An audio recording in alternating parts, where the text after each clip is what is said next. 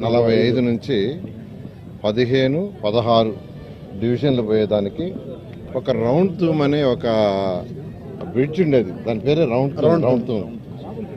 తూమ్ అని. ఎందుకంటే 14, 19లో వచ్చినప్పుడు ఇక్కడ వాళ్ళు సార్ రౌండ్ తూము అక్కడ బ్రిడ్జ్ లేసరిగా మీరు ఒక బ్రిడ్జ్ చేయండి అని రిక్వెస్ట్ చేశారు.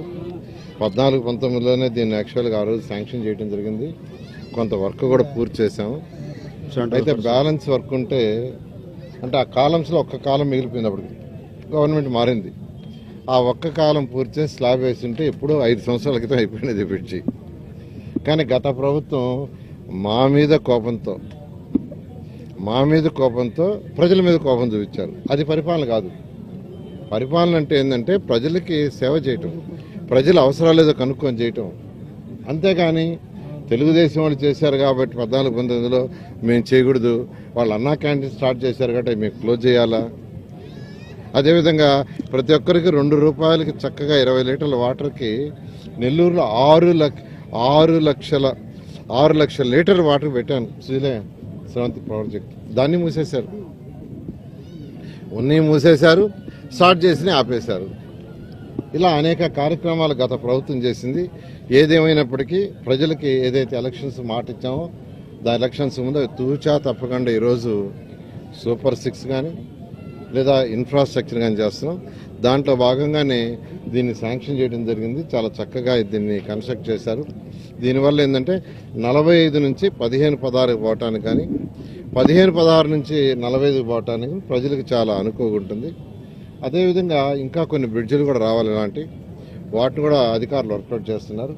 అదేవిధంగా రైల్వే ట్రాక్ మీద కూడా బ్రిడ్జెస్ చేయమని 2014, 19లోనే శ్రీనివాసరెడ్డి గారు రిక్వెస్ట్ చేయడం జరిగింది.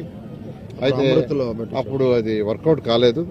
ఇప్పుడు మళ్ళీ వర్కౌట్ చేస్తాం. అయితే అక్కడ ల్యాండ్ అక్విజిషన్ ప్రాబ్లం వస్తుంది. మేజర్గా ఒక రైల్వే బ్రిడ్జ్ కట్టాలంటే ఆ రోడ్డుకి ఆపాకి పక్కుండే యొక్క ఎన్నో హౌసెస్ని యాక్చువల్గా ల్యాండ్ అక్విజిషన్లో తీసుకోవాల్సి వస్తుంది. దాన్ని ఆలోచిస్తున్నాం.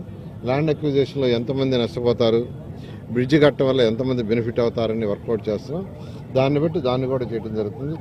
ఏదైనా నెల్లూరు ప్రజలకి, రాష్ట్ర ప్రజలకి నేను చెప్పేది ఒకటే, ఖజానా ఖాళీ 10 లక్షల కోట్లు అప్పు చేసిపోయాడు ఆయన. మీరు కట్టే ట్యాక్సులన్నీ దానికి వెళ్తున్నాయి, వడ్డీ అసలుకి. అయినప్పటికీ ముఖ్యమంత్రి గారికి ఉన్న అపారణంతో ఈరోజు రాష్ట్రాన్ని ముందుకు తీసుకుపోతూ ఏదైతే సూపర్ 6 చెప్పారో అవన్నీ చేస్తూ డెవలప్మెంట్ కూడా ఇలాంటి బ్రిడ్జిలు కావచ్చు, రోడ్లు కావచ్చు, డ్రైన్స్ కావచ్చు. నేను అధికారులందరికీ ఒకటే చెప్పాను, 2026